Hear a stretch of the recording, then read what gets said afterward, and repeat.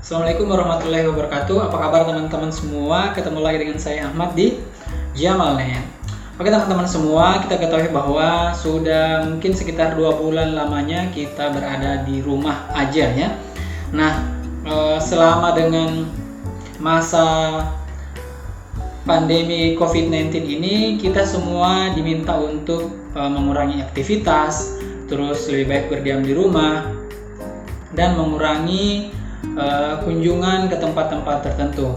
Oleh karena itu, pemerintah saat ini banyak menutup kegiatan-kegiatan ya, terutama daerah-daerah yang di lockdown atau mungkin di PSBB istilahnya ya, maaf bukan lockdown tapi di PSBB, di mana aktivitas tertentu itu tidak boleh dilaksanakan.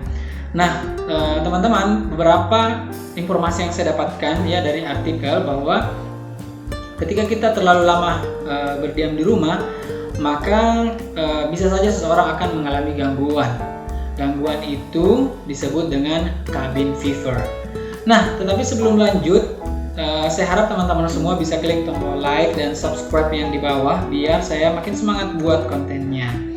Oke teman-teman, tahu tidak bahwa cabin fever itu merupakan suatu gangguan di mana gangguan ini muncul karena kita terlalu lama berdiam di rumah atau di suatu tempat karena kita terisolasi.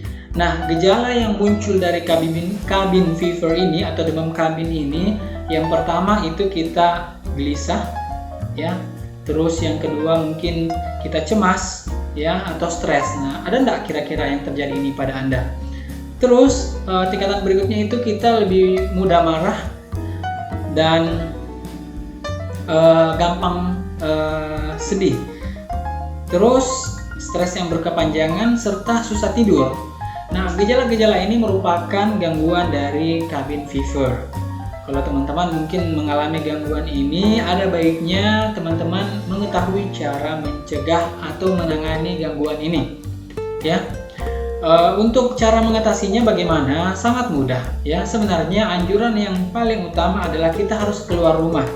Ya, keluar rumah. Tetapi karena sekarang lagi pandemi COVID-19, kita diminta untuk tetap di rumah. Nah, ada beberapa aktivitas yang bisa kita lakukan untuk mencegah cabin fever ini. Yang pertama adalah kita sering-sering membuka jendela di rumah.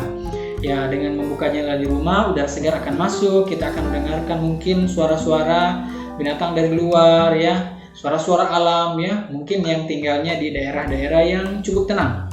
Seperti itu. Nah, kalau gimana kalau kita nggak ada jendela di rumahnya? Kan sekarang di kota jendela agak susah ya, seperti itu. Nah, tenang, masih ada aktivitas yang lain.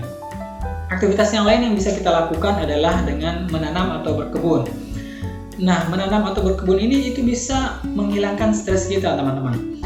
Dengan menanam sayuran, bunga, ataupun tanaman yang hobi Anda tanam, itu akan membuat Anda memiliki rutinitas dan menghilangkan stres yang Anda alami serta penat kalau hanya di rumah. Terus gimana dong kalau kita nggak punya lahannya? Sekarang kan banyak cara bertanam tidak harus di halaman atau tidak harus di kebun. Bisa dengan mungkin menggunakan pot atau menggunakan sekarang ada tuh yang pot yang di dinding-dinding seperti itu, atau ada juga mungkin media hidroponik. Nah, itu bisa menjadi salah satu solusi untuk teman-teman semua.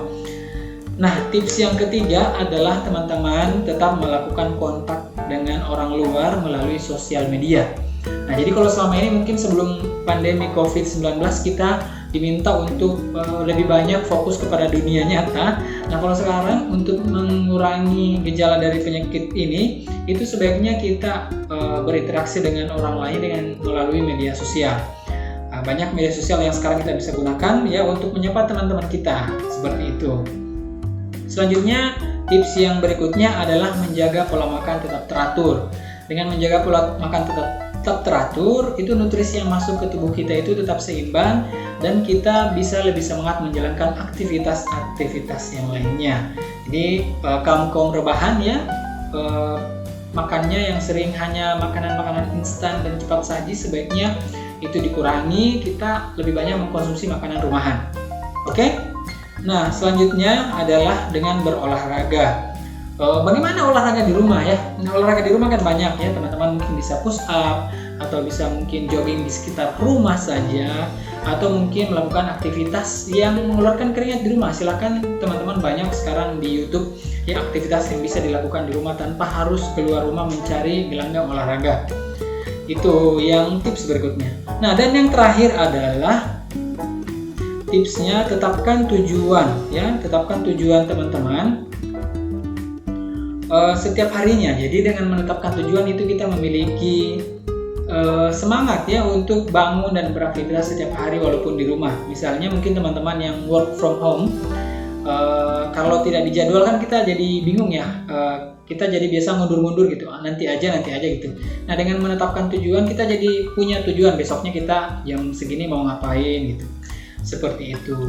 Nah teman-teman, saya harap teman-teman semua terhindar dari cabin fever ya. Di sini contekan saya sudah habis ya. Nah, untuk video-video berikutnya teman-teman, saya silahkan tulis komentar kalau ada masukan terkait yang perlu kita bahas pada pertemuan-pertemuan berikutnya. Oke teman-teman yang di rumah aja, tetap semangat. Kita semua berdoa semoga pandemi ini bisa segera berlalu dan bisa kembali beraktivitas normal seperti sedia kala.